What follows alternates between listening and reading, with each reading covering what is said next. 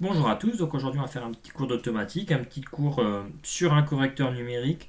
Voilà, un correcteur assez simple, hein, c'est le correcteur numérique par méthode polynomiale. Donc beaucoup de correcteurs en fait, que ce soit continu ou numérique, essayent d'assimiler le système soit un premier ordre, soit un deuxième ordre. Donc la méthodologie reste exactement la même, c'est juste les équations qui sont un petit peu différentes. En général, on va essayer de privilégier un deuxième ordre parce on peut avoir un petit dépassement et un système un peu plus rapide que si on avait un premier ordre. Donc pour ça, en fait, on va faire un petit rappel sur ce qu'est le modèle d'un second ordre. Donc tout d'abord, on continue. Donc un système en continu du deuxième ordre, il est défini par son gain statique. Vu qu'on a un système asservi, on essaie d'avoir le gain statique équivalent à boucle fermée le plus proche possible de 1 pour avoir une erreur statique nulle. Et donc le système continu du deuxième ordre, il est aussi défini par un coefficient d'amortissement xi et une pulsation à l'origine, une pulsation naturelle oméga n. Donc une fois qu'on a ce xi et oméga n qui va nous être donné par le cahier des charges, il va falloir déterminer comment calculer les pôles, enfin la fonction de transfert en discret, la transmittance du système. Voilà. Donc juste un petit rappel en fait, pour trouver déjà ce xi, ce coefficient d'amortissement et ce oméga n, cette pulsation naturelle, on va utiliser par exemple des tables ou des abacs. Donc en général, moi j'aime bien utiliser les tables. On va partir du cahier des charges, on va nous demander un dépassement. On essaie de prendre le dépassement inférieur de la table. Par exemple, si on vous dit 10%, il va falloir prendre ici. Ça vous donne un xi à 0,6. Et en fonction du temps de montée qu'on vous donne, ou du temps de pic, ou de la pseudo-période, vous allez trouver oméga n en ayant par exemple oméga ntm égale 2,77. Donc une fois qu'on a xi oméga n, en fait, on va pouvoir calculer les pôles du système. La dynamique d'un système, d'un modèle, c'est toujours fixé par la dynamique, enfin par ses pôles. Et donc, dans le cas d'un modèle du deuxième ordre avec dépassement, donc non amorti, en fait, ces pôles, c'est deux complexes conjugués. Alors, en général, je dis qu'en automne, pour l'automne de base, le niveau maths, c'est pas très compliqué. Alors, faut pas avoir peur. Oui, il y a une exponentielle avec un complexe dedans. J, c'est le complexe, j carré égale moins 1. Mais votre calculatrice s'en sortira très bien. Et il n'y a pas de souci là-dessus. Donc une fois qu'on a xi oméga n, on a fixé également une période d'échantillonnage parce qu'on est sur un correcteur numérique. On va trouver Z1 et Z1 étoile, les pôles complexes conjugués. Une fois qu'on a Z1 et Z1 étoile, on va essayer de déterminer le dénominateur de la fonction de transfert du système cible, du système asservi. Donc fc de z, ça va être un numérateur sur hd+, les dénominateurs. Alors le plus ici, juste pour indiquer que tous les pôles du système asservi doivent être stables. C'est logique, on ne veut pas que notre système soit instable. Donc, comment on va calculer ça? Finalement, HD+, ça va tout simplement être le produit des deux termes du premier ordre avec le complexe conjugué. Et ça, on peut le mettre sous la forme 1 plus H1Z-1 plus H2Z-2, avec H1 qui est égal à moins la somme des deux pôles conjugués, et H2 qui est égal au produit des deux pôles conjugués. Voilà, donc maintenant l'objectif qu'on a fait ce petit rappel sur la méthode, sur le second ordre, l'objectif de la méthode polynomiale, ça va être de trouver un correcteur qui va permettre de répondre au cahier des charges. Donc on a notre système ici qui est donné, on va essayer de trouver un correcteur pour que tout ça nous amène à un système asservi qui tende vers ce qu'on veut. Donc en fait la méthode polynomiale est assez simple, on va d'abord poser que A, ça va être C fois G. Donc en schéma bloc équivalent, ces deux gros blocs là, on va appeler ça A. Et donc du coup, on a une relation entre A, C et G. Si G est donné, si on connaît A, on connaîtra C. Et donc on va essayer de trouver ce A de telle manière à ce que le système asservi ici soit égal à ce qu'on veut. Donc c'est un peu ça, la méthode polynomiale consiste à trouver A de Z pour que le système asservi corresponde à un système FC de Z du deuxième ordre qu'on souhaite avoir.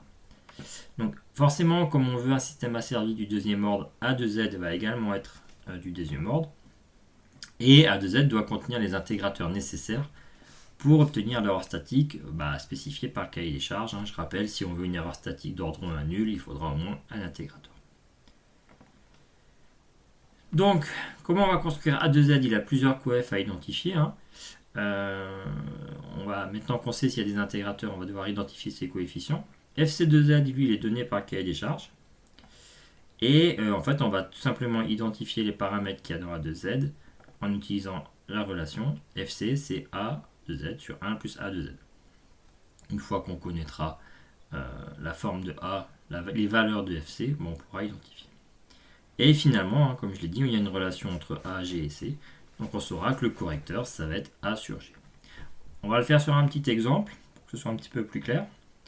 Donc voilà, donc je vous conseille là, je ne vais pas vous dire à chaque fois, mais dès que vous pensez un petit peu, vous avez compris, ou vous avez besoin de réfléchir, de mettre pause à la vidéo, et de continuer après. Donc on va considérer un système échantillonné à t égale 0,2 secondes de fonction de transfert. Donc là je vous la donne directement en discret. 1 plus 0,3 z-1 sur 1 moins 0,8 z-1. Et on veut que le système asservi possède les performances suivantes. Une erreur statique nulle, un temps de montée à 0,8 secondes et un dépassement de 20%. Donc essayez de noter ça dans un coin et essayez de le faire un petit peu, au moins les premières étapes. Donc, quelles sont ces étapes justement? Donc, d'abord, on va essayer de faire on va pas essayer, on va y arriver. Le calcul du système cible, FC2Z. Ensuite, en fonction du cahier des charges, on va choisir la forme de A2Z. On va identifier A2Z en faisant FC égale A sur 1 plus A. Et une fois qu'on aura A, on connaît G, on pourra calculer le correcteur C2Z. Donc là, encore une fois, si vous voulez essayer, je vous recommande d'essayer de le faire et de mettre pause quand vous voulez dans la vidéo. Donc tout d'abord, fonction de transfert cible. Donc le cahier des charges va nous donner un xi et un oméga 0. Donc dans le cahier des charges, on avait spécifié un temps de montée à 0,8 secondes et un dépassement de 20%. Ça, en fonction des tables qui sont rappelées ici. Un dépassement de 20%, on a du coup un xi autour de 0,45, 0,5 et un temps de montée de 0,8 secondes. Du coup, on va pouvoir, en fonction de oméga n tm, trouver ce temps de montée là. Donc, hop, je reviens. Donc le dépassement de 20% va nous donner un xi à 0,45. Alors là, j'ai pris le plus proche, j'ai pas pris l'inférieur. C'est discutable, mais bon. Et un oméga n, un oméga 0 à 2,28 sur 0,8, c'est-à-dire 2,85 radians par seconde. Je vais calculer du coup mes deux pôles complexes conjugués avec la formule. Alors faites bien attention à bien mettre les parenthèses où il faut, etc. Donc ces deux pôles complexes conjugués vont nous donner un 0,67 plus ou moins J 0,38. Et du coup on va pouvoir calculer les dénominateurs de la fonction de transfert cible. H1 et H2 avec H1 qui vaut moins 1,35 et H2 qui vaut à peu près 0,6. Donc on a calculé les coefficients de notre fonction de transfert cible. Après, voilà, je vous recommande d'essayer le maximum, maintenant qu'on a ces valeurs-là, de travailler sur H1 et H2 pour ne pas se traîner, on va dire, des équations un peu trop longues avec des erreurs de recopie qui peuvent être assez faciles. Et de toute façon, si on vient changer ici le cahier des charges, l'oméga et l'oméga 0, le xi, tout ce calcul-là reste bon, donc en fait, il vaut mieux essayer d'être le plus littéral possible. Donc, forme de A2Z. Combien d'intégrateurs? Donc, le nombre d'intégrateurs, il va être lié à la précision statique. Donc, dans le cahier des charges, on vous demande une erreur statique d'ordre 1 nulle, ça veut dire qu'on va avoir un intégrateur. Un intégrateur, c'est-à-dire qu'on va avoir A2Z, donc C fois G, qui va être de la forme petit a z-1 sur 1 moins z-1 multiplié par 1 plus b z-1. Donc j'ai pris cette forme-là. Le dénominateur, c'est forcément un deuxième ordre. Forcément. Donc il y a un intégrateur ici, ça fait un premier ordre. Donc on doit compléter avec un deuxième premier ordre pour que ça fasse un deuxième ordre.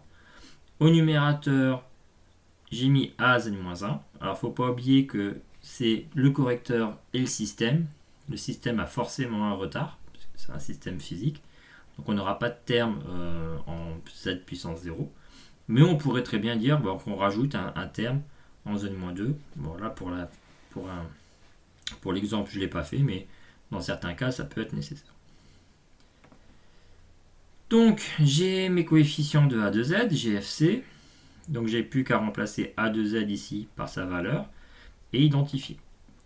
Donc, quand je remplace A2Z par sa valeur, je vais obtenir qu'au numérateur, j'aurai A z-1 et au dénominateur 1 plus z-1 A moins 1 plus B moins B z-2.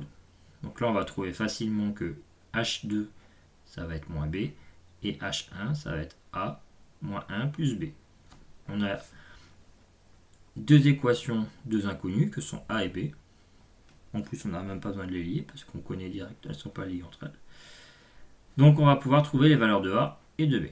Donc ici, je vous mets les valeurs numériques, 0,24, 0,25 pour A, et moins 0,6 pour B.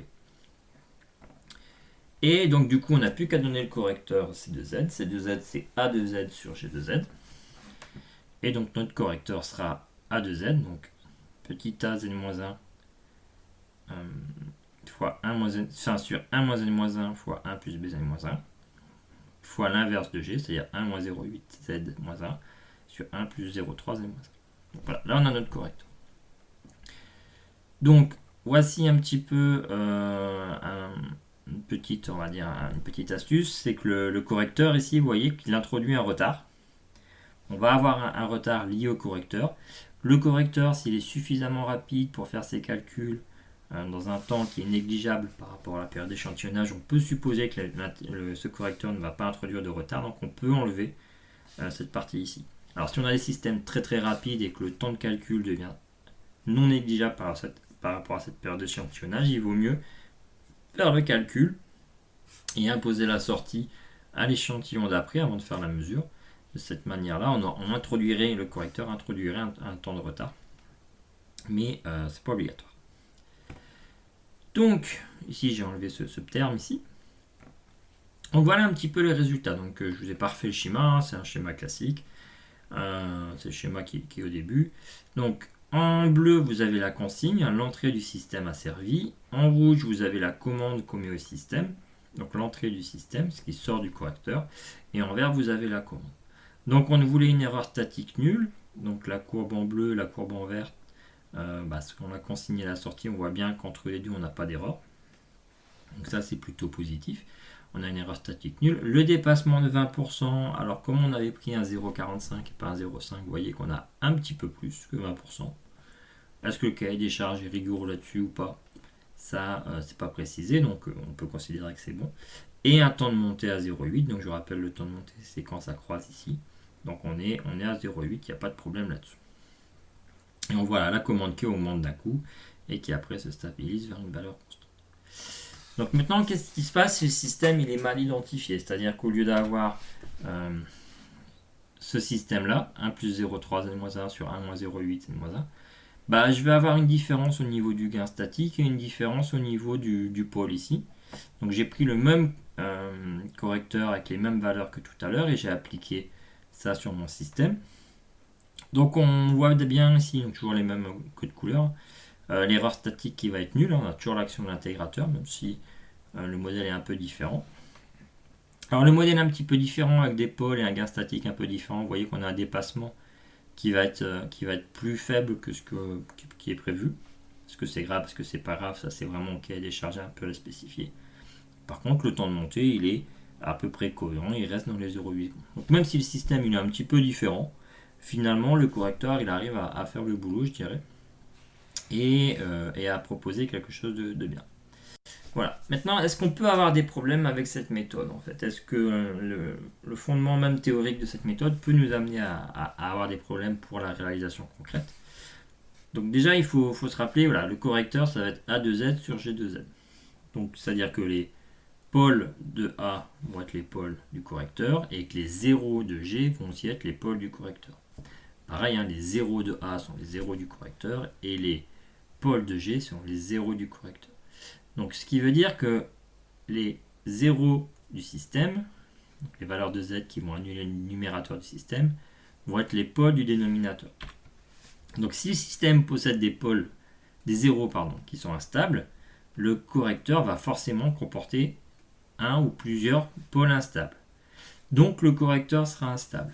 Donc si on fait la simu ici, donc vous voyez ici que j'ai mis un 0 instable, donc j'ai refait les calculs en changeant mon G de Z, d'où l'utilité d'avoir un calcul analytique pour avoir le moins de calculs à refaire en fait. C'est l'ordinateur qui a fait le travail pour moi ici. Donc si je regarde ici, si je regarde pas la courbe rouge qui est la commande, et ben, j'ai l'impression que mon système il fait ce que je veux, hein. Théoriquement c'est vrai, il va faire ce que je veux, il va arriver à avoir une erreur statique nulle, et on va avoir les dépassements, le temps de montée qu'on veut. Par contre si on commence à regarder la commande, on voit que la commande elle oscille un petit peu. Et bah là on le voit pas, mais à un moment donné cette commande elle va saturer. Elle va saturer et du coup on va partir sur une non-linéarité. Et on n'est pas du tout sûr qu'au bout d'un certain temps la commande va être respectée. Donc on va théoriquement la sortie elle est bonne. Théoriquement par contre la commande qu'on envoie va osciller comme ça en augmentant de plus à moins l'infini. Donc ça sur un vrai système physique c'est un gros problème. On ne peut pas mettre ce système là. Alors que voilà, en pratique, en théorie, la sortie elle fait ce qu'on veut. Donc il faut vraiment faire attention au système qu'on va considérer. Si votre système a des zéros instables, la méthode polynomiale c'est définitivement pas la méthode qu'il vous faut. Voilà, j'espère que cette vidéo a été assez claire. Et puis je vous souhaite une bonne journée. Au revoir.